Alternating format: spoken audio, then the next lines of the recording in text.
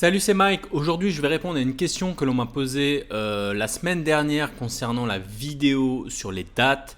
La question, c'était comment afficher un date time picker. Je te montre ça, c'est parti.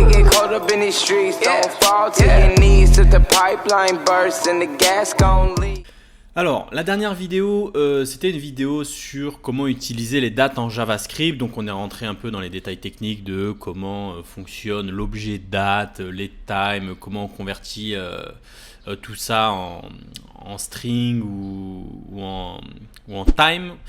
En timestamp, etc. Donc du coup, j'ai reçu une question de Costa Avi qui me disait, voilà, j'ai un service à te demander, pourrait faire un tuto calendrier avec les jours et les mois. Et quand on clique sur un jour, on peut ajouter exemple rendez-vous aujourd'hui. Je pense qu'on pourrait apprendre une tonne parce que j'imagine qu'il faut boucler sur les jours pour les afficher, etc. Et réussir à entrer les strings dans les jours ne serait pas facile, etc., etc., etc.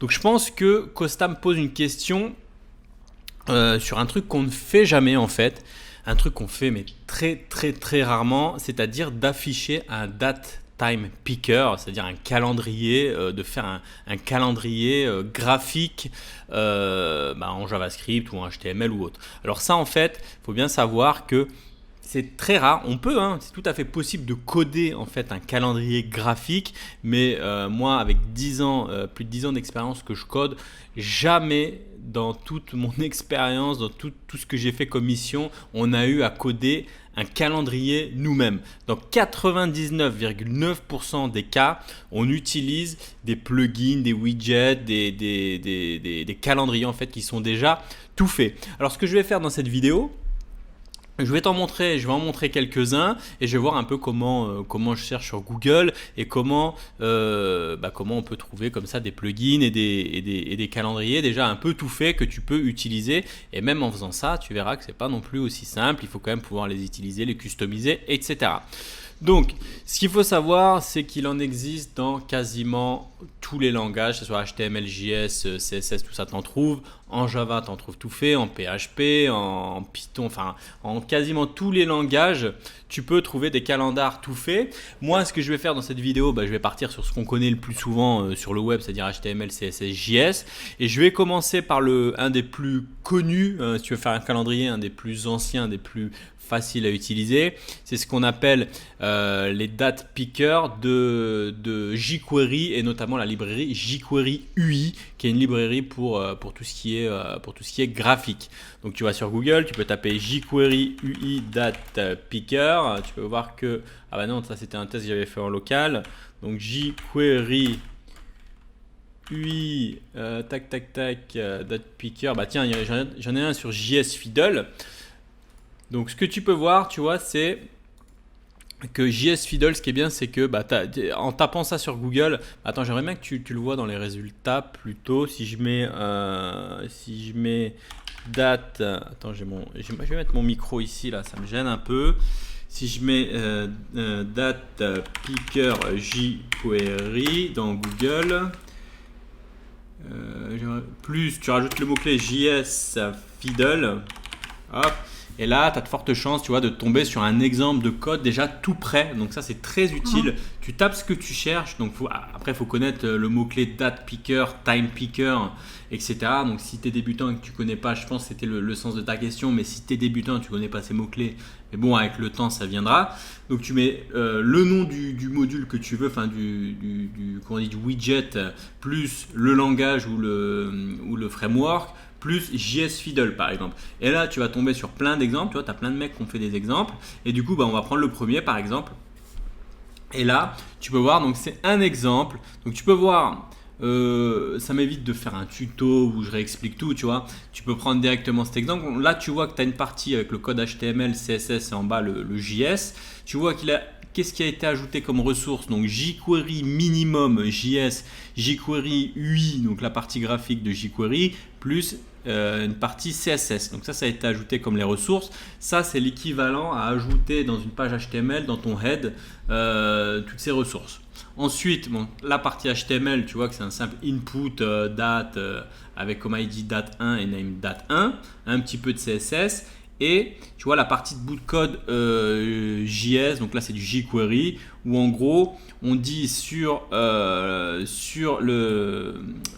comment dire, la balise qui a le name date1, donc sur cette balise input, donc ce champ input que tu vois ici, on va appliquer le date picker de jQuery avec tu vois, des paramètres, on verra ça plus tard.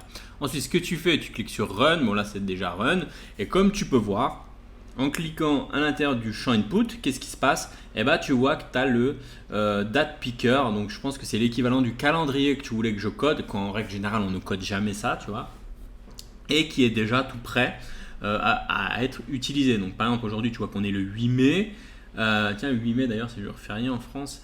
Enfin bref, on est le 8 mai et bah, par exemple tu peux changer de date en cliquant, tu vois c'est déjà tout prêt, on va mettre en janvier, par exemple le 14 janvier 2020, hop, et tu vois que tu peux récupérer ta date en chaîne de caractères ici.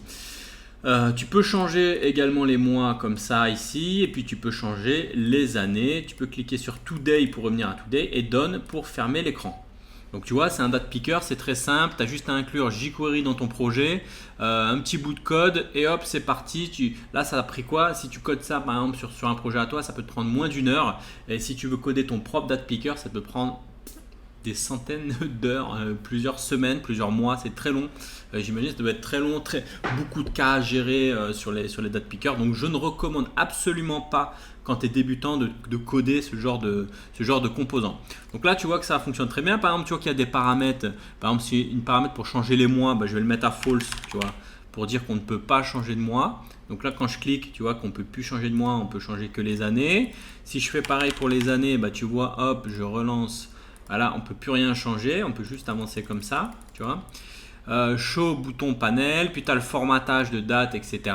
Mais en gros, si tu vas sur la doc de jQuery, jQuery calendar, non, jQuery date picker, voilà. Tu vas sur cette doc là et tu vois, donc là, il te remonte le composant. Et tu vois que tu as énormément, on va regarder l'API de documentation, et que tu vois que tu as tout un tas d'options que tu peux utiliser, tu as des commandes, tu as tout un tas de formatage de date, donc notamment le format ISO 8601 dont on a parlé dans l'ancienne vidéo, un format, tu peux utiliser timestamp, tu vois, tu as tout un tas d'options, enfin je vais pas les parcourir, mais tu vois que tu peux customiser comme ça ton date picker, donc c'est très utile. Moi je recommande à tout le monde si tu n'as jamais fait de date picker, commence par là, commence par réutiliser jQuery UI qui est très très utilisé. Ensuite, ça c'est un parmi tant d'autres. J'en ai trouvé un deuxième par exemple avec Bootstrap. Je ne sais pas si tu connais Bootstrap qui est un framework front-end CSS. Et si tu tapes Bootstrap, comment il s'appelle? Je disais donc date picker. JS Fiddle, voilà, Bootstrap, JS Fiddle, machin. Là, tu vas tomber sur cette démo là. Voilà. Donc là, toujours pareil, ce que tu regardes, c'est que le bout de code HTML, bon là, c'est un ensemble de divs qui permet d'afficher c'est ce que tu vois ici en bas à droite. Ensuite, tu regardes les ressources, ça c'est hyper important parce que si tu veux mettre ça dans ton projet, c'est ce qu'il faut regarder. Les ressources, qu'est-ce qui a été ajouté? Donc, tu vois qu'il utilise Bootstrap, le minimum, donc JS et CSS, plus on va dire un composant externe. Je pense que c'est un truc en plus de Bootstrap qui s'appelle Bootstrap Date Picker. D'ailleurs, ici, il te met ici le lien vers le plugin utilisé. On va aller voir dessus ce que c'est. Et tu vois que c'est un mec qui propose sur GitHub un Bootstrap Date Picker qui fonctionne comme ça. Donc, il te montre un peu comment l'utiliser. Donc, du coup, il est inclus directement ici dans les ressources.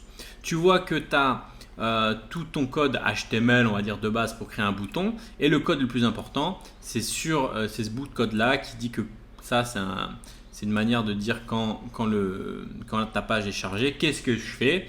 Je lance date picker comme ça. Ça ressemble beaucoup à jQuery. D'ailleurs, Bootstrap utilise jQuery. Donc là, on va regarder ce que ça donne. Donc là, tu as un petit peu de CSS, mais on s'en fout. Et donc là, tu reconnais un peu, tu vois que c'est vraiment ça a la tête de Bootstrap. Hein. Je ne sais pas si tu vois un peu, si tu es habitué à utiliser Bootstrap. Tu vois que c'est clairement de la CSS de Bootstrap, ça. Donc maintenant, quand on clique dessus, voilà, bah, tu vois que tu as ton calendar au format, pas au format, mais avec le thème, on va dire, Bootstrap, tu vois. Et donc, il y a un thème assez particulier. Et toujours pareil, ça t'évite de toi-même à le faire. Un autre exemple ici, en utilisant JavaScript. Hop, ils te mettent ça ici. D'ailleurs, bah, comment ils te le mettent? Je sais pas comment ils te le mettent. C'est où ça? Bon, j'ai pas regardé en détail ce que fait son code, mais c'est assez vite fait à comprendre. Et du coup, voilà, tu peux réutiliser ce plugin là. Qu'est-ce qu'on peut voir d'autre aussi? Oui, donc là on a vu Bootstrap. Ce que tu peux voir, bah, c'est Materialize. Materialize, c'est Materialize CSS Date Picker JS Fiddle. On va y arriver. Donc Materialize, en gros, c'est un peu le concurrent de Bootstrap, mais c'est Google qui a fait ça. Et donc du coup, bah, on va aller voir ce qu'il propose. Donc Materialize. Hop, toujours pareil. On regarde les ressources, on voit qu'on utilise Materialize. Donc c'est inclus directement dans Materialize. Il n'y a pas de plugin ou quoi que ce soit. Donc tu vois que c'est assez simple. Donc tu vois, il y a juste un input type text et toujours pareil, notre fonction jQuery pick a date. Tu vois que ça se met comme ça. Donc ça, pareil, tu pourrais récupérer ce code et te le mettre dans ton propre projet. Et donc du coup, qu'est-ce qui se passe quand on clique dessus? Ah, c'est un peu chelou.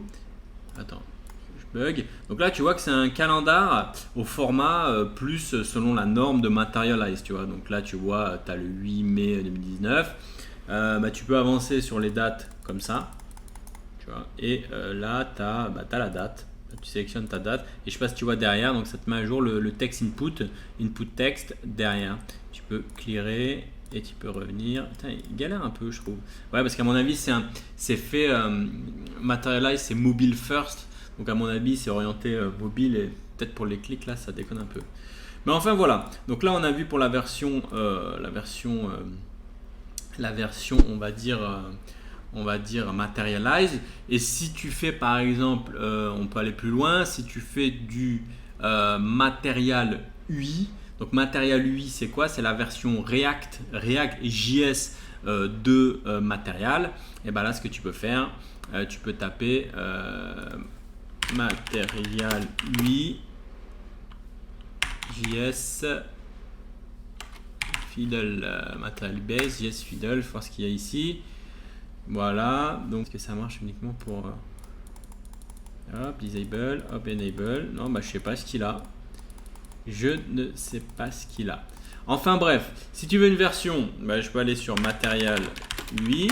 Hop, tu peux aller sur le site de Material UI, c'est très connu. Picker, bah tiens, il y en a ici un picker, date picker.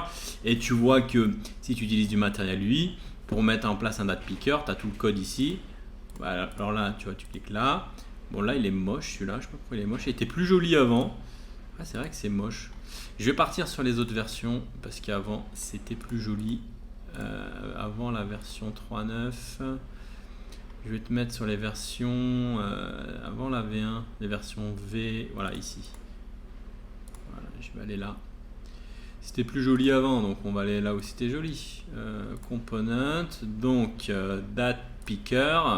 Donc tu vois là les date picker ici, et tu vois que voilà, c'est un truc déjà tout prêt.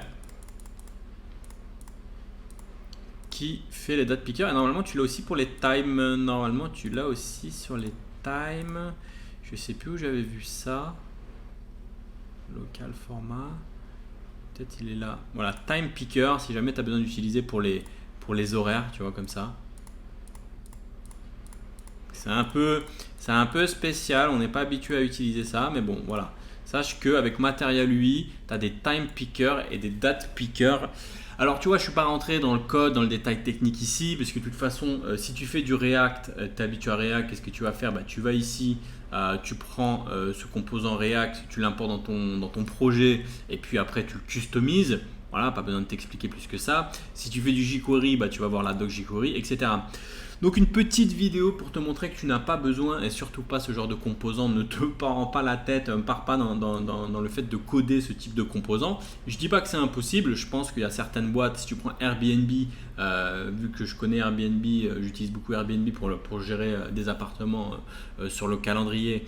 Je vois que leur calendrier est un calendrier fait maison, puisque c'est un calendrier qu'on ne retrouve pas partout. Certaines boîtes ont du temps ou du budget pour faire des calendriers custom, mais dans de nombreux cas, c'est très rare d'utiliser un calendrier fait à la mano.